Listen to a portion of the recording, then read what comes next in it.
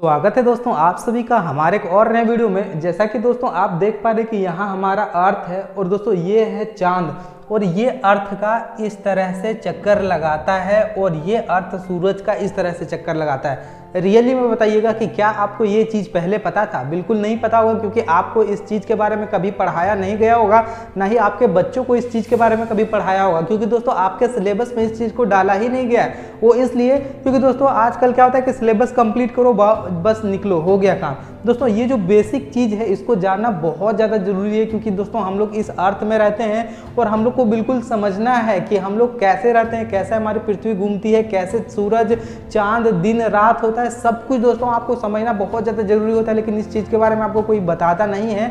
आइए मैं अपने चैनल के माध्यम से आप सभी को बिल्कुल क्लियर करके समझाऊंगा और बताऊंगा कि दोस्तों कैसे सूरज जो है वो सूरज के चारों तरफ हमारी पृथ्वी घूमती है और पृथ्वी के चारों तरफ चांद घूमता है। और चांद हम लोगों को ऐसे बिल्कुल टेढ़ा क्यों प्रतीत होता है, कभी कभी चांद हम लोग को बहुत ज़्यादा क्यों चमकता है, चांद कभी कभी कम क्यों चमकता है, चांद कभी गोल क्यों नजर आता है, दोस्तों चांद पे जो लाइट होती है वो लाइट कहाँ से आती है, सब कुछ इस वीडियो के माध्यम से मैं आप सभी को बताने वाला हूँ। ये भी बताऊंगा कि चांद पे रहने के लिए क्या हम लोग घर बना सकते हैं, चांद पे जिंदगी मुमकिन है, सब कुछ बताऊंगा। देखिए दोस्तों यहाँ से शेप का अंदाजा आप कर लीजिए कि सूरज कितना बड़ा है, हमारी पृथ्वी कितनी बड़ी है और दोस्तों चांद कितना बड़ा है। सबसे पहले तो ये अंदाजा कर लीजिए। सबसे पहले देखिए दोस्तों यहाँ पे सूरज बहुत ज़्यादा बड़ा होता है, ठीक है।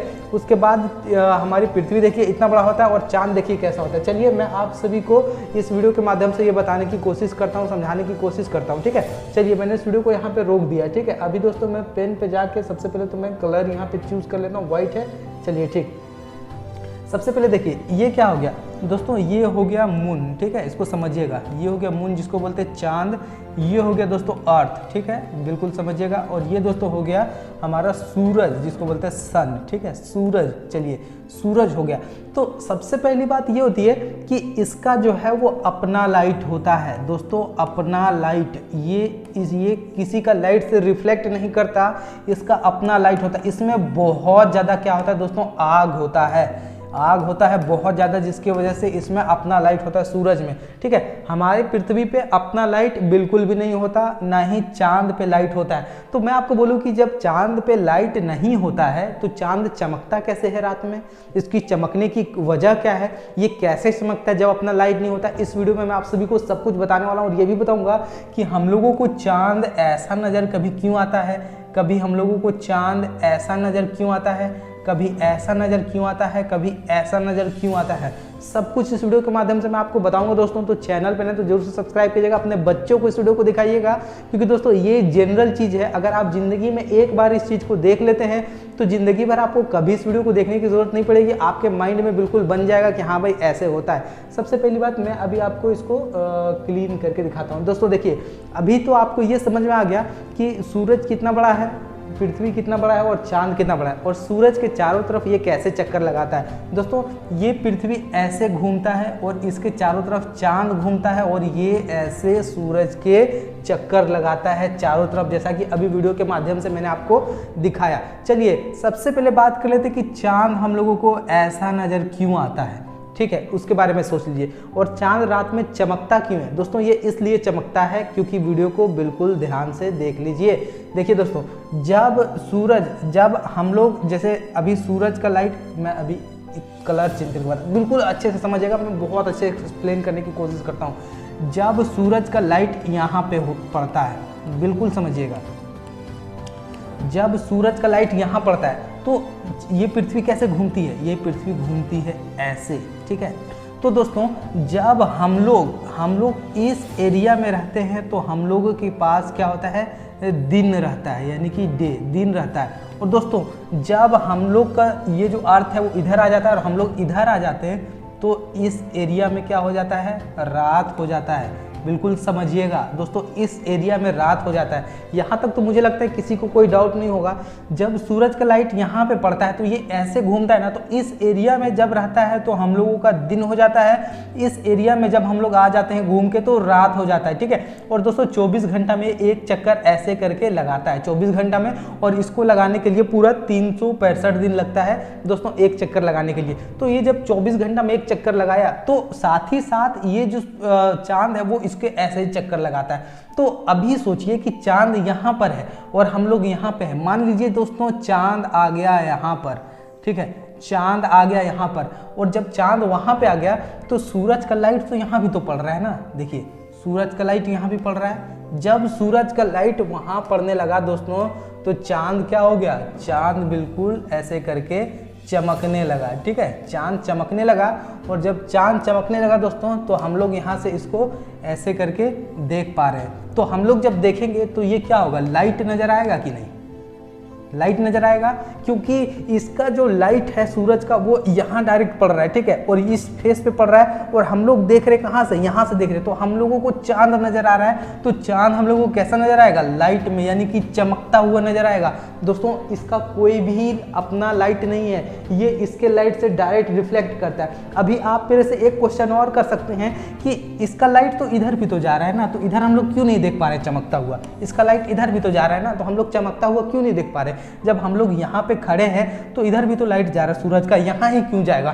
तो मैं आपको बता दूं कि देखने के लिए क्या क्या जरूरी होता है। अगर आप किसी चीज को देखोगे तो उसके लिए क्या क्या जरूरी होता है, सबसे पहली तो आपकी आंख, ठीक है, अगर आपका आंख ही नहीं होगा तो आप देखोगे कैसे, पहली बात आंख, और दूसरी बात कोई ऑब्जेक्ट, ठीक है, मतलब जिसको आपको देखना है। मान लीजिए इधर पूरा हवा है, पूरा खाली है, कुछ भी नहीं है, तो मैं देखूंगा किसको, आंख तो मेरा सही सलामत है लेकिन देखूंगा किसको। और तीसरा चीज क्या, लाइट, यानी कि प्रकाश, यानी अगर मान लीजिए कि मैं यहाँ हूँ और वहाँ मेरा कैमरा रखा हुआ है, ठीक है, और पीछे पूरा खाली है, कुछ भी नहीं है, तो मैं कैमरा को देख रहा हूँ लेकिन उस पर लाइट ही नहीं पड़ रहा है, तो मैं उसको देखूंगा कैसे।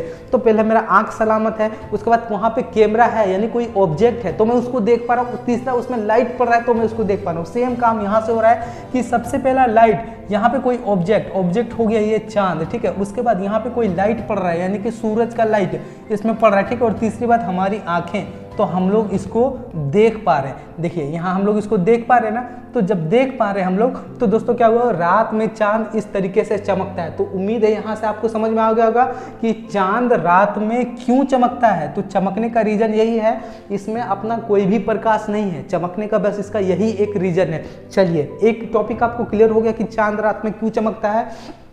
अभी इस टॉपिक के बारे में बात करते हैं कि ऐसे क्यों दिखता है। मान लीजिए दोस्तों कि ये जो सूरज है तो चांद क्या होता है कि इसके इस तरह से चक्कर लगाता है ना, इस तरीके से ऐसे ऐसे चक्कर लगाता है ऐसे। तो चांद मान लीजिए आ गया आपका थोड़ा सा ऊपर, मान लीजिए आ गया, मान लीजिए चांद यहाँ पे आ गया, ठीक है, ऐसे सोचिएगा, चांद आ गया आपका यहाँ पे, ठीक है। उसके बाद अभी देखिए बिल्कुल ज़रूरी चीज़ है, इसको समझ के रखिए लाइफ में एक बार। तो सूरज का जो लाइट है वो कहाँ पड़ रहा है, हम लोग का यहाँ पड़ रहा है, यहाँ पड़ रहा है, यहाँ पड़ रहा है, यहाँ पड़ रहा है, और दोस्तों सूरज का लाइट यहाँ भी पड़ रहा है, और यहाँ से यहाँ तक इधर, यहाँ से यहाँ तक इधर सूरज का लाइट नहीं पड़ रहा है। दोस्तों यहाँ से यहाँ तक सूरज का लाइट बिल्कुल नहीं पड़ रहा है। वो क्यों नहीं पड़ रहा है, क्योंकि जब सूरज का लाइट इसमें पड़ रहा है तो इधर अंधेला हो गया ना, तो जब इधर अंधेला हो गया तो दोस्तों सूरज का लाइट कितना दूर तक पड़ा, बस इतना दूर तक पड़ा। तो इतना दूर तक पड़ा तो चांद कैसा हो गया, ऐसा, यहाँ से आपको उल्टा नजर आ रहा होगा। क्यों उल्टा नजर आ रहा होगा, क्योंकि जब चांद इधर आ जाएगा तो दोस्तों आपको ऐसा नजर आएगा, बिल्कुल सिंपल सा। मैं वीडियो के माध्यम से बता रहा हूँ तो इधर ऐसा नजर आ रहा है। अभी जब चांद नीचे रहता है ऐसे, ठीक है, जब ऐसे रहता है तो सूरज का लाइट यहाँ पे पड़ता है, तो इसके आगे तो लाइट नहीं पड़ेगा ना, लेकिन यहाँ तक पड़ता है, तो चांद कैसा नजर आता है, ऐसा नजर आ जाता है। कभी बस सूरज यहाँ से चांद बस इतना निकला हुआ है, ठीक है, मैं इसको क्लीन करता हूँ। मान लीजिए चांद बस इतना यहाँ पे निकला हुआ है, बस इतू सा निकला हुआ है, और यहाँ पे देखिए ऐसे लाइट पड़ा और यहाँ पे ऐसे पड़ा तो एकदम पतला चांद बनता है, ऐसे पतला बन जाता है। तो दोस्तों ये रीजन होता है कि चांद हम लोगों को कभी ऐसा, कभी ऐसा, कभी ऐसा, कभी ऐसा क्यों नज़र आता है। ऐसा कब नज़र आएगा दोस्तों, इस टाइम नज़र आएगा। और कभी कभी ऐसा होता है कि दोस्तों सूरज का लाइट चांद पे बिल्कुल नहीं पड़ता, जैसे कि अभी, तो जब नहीं पड़ रहा है तो चांद हम लोग को ऐसा नज़र आ रहा है। तो दोस्तों यहाँ से मैंने आप सभी को टोटल चीज़ समझा दिया कि चांद जो है वो कैसे घूमता है, चांद का साइज क्या है, और चांद हम लोग को ऐसा नज़र क्यों आता है, यहाँ पर बता दिया मैंने। और ये भी बता दिया कि चांद कैसे चमकता है। यहाँ तक आपको समझ में आ गया। चलिए अभी बात कर लेते हैं कि क्या चांद पर ज़िंदगी मुमकिन है।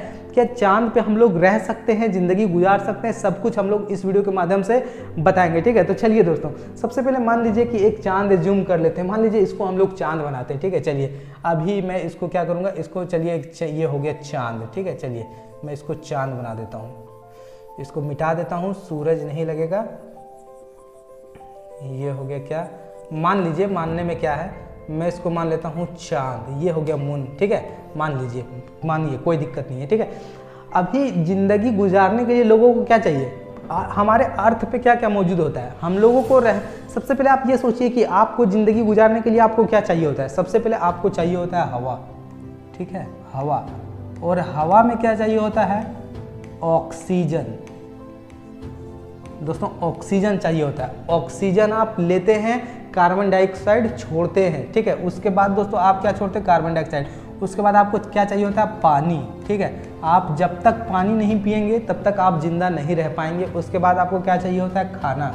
जब तक खाना नहीं खाएंगे तब तक आप जिंदा नहीं रह पाएंगे।